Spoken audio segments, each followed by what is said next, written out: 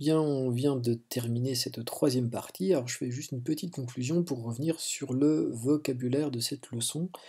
Je crois qu'il y a rarement des leçons où autant de vocabulaire compliqué est à retenir. Alors, si je vous donne une évaluation, ça sera sûrement des mots à comprendre, à savoir un peu utiliser, comme ce mot de capitalisme.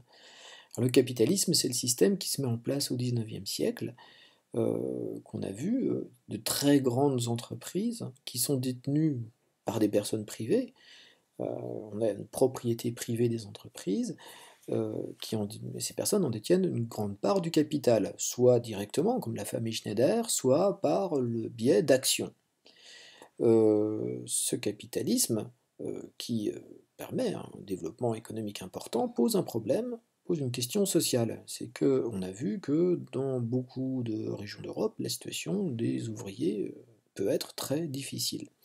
Alors quelles sont les réponses à cette question sociale et comment se positionnent les différents acteurs face au capitalisme? Nous on a vu par exemple la bourgeoisie, les patrons, les banquiers, ceux qui possèdent les entreprises, donc bourgeoisie financière, bourgeoisie industrielle, eux vont adopter une attitude libérale, au sens du libéralisme, mais économique, qui est qu'il faut laisser faire.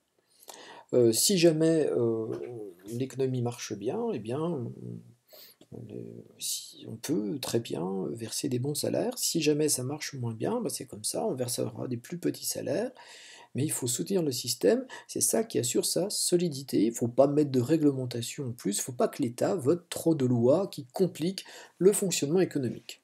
Alors par contre, pour les travailleurs, eh bien, on va mettre en place le paternalisme. Ici et là, quelques grands patrons pourront créer des logements, mettre en place des politiques sociales pour aider leurs travailleurs. Alors ça ne va pas forcément être le point de vue des ouvriers qui, eux, vont s'organiser en syndicats pour lutter contre les excès du capitalisme, et qui vont tenter notamment d'améliorer leurs conditions de travail. Et puis on a vu un autre acteur se dessiner, c'est les partis qui défendent le socialisme. Il faut améliorer la condition des gens qui vivent le plus difficilement. Il faut tout simplement, pour une raison de justice, mettre plus d'égalité en place.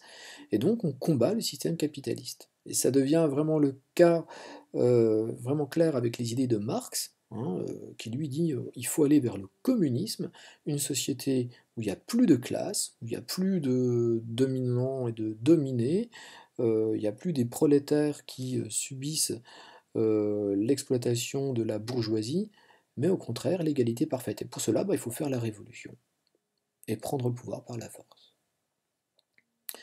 Voilà, ces quelques mots mis en relation les uns avec les autres pour essayer de revenir sur tout ce vocabulaire. Je vous souhaite de bons mots de tête pour bien apprendre tout ça, essayez de le comprendre, n'hésitez pas à m'envoyer des petites questions si vous le souhaitez, et puis on se retrouve pour encore un autre chapitre, cette leçon sur l'Europe à l'âge industriel n'étant pas terminée.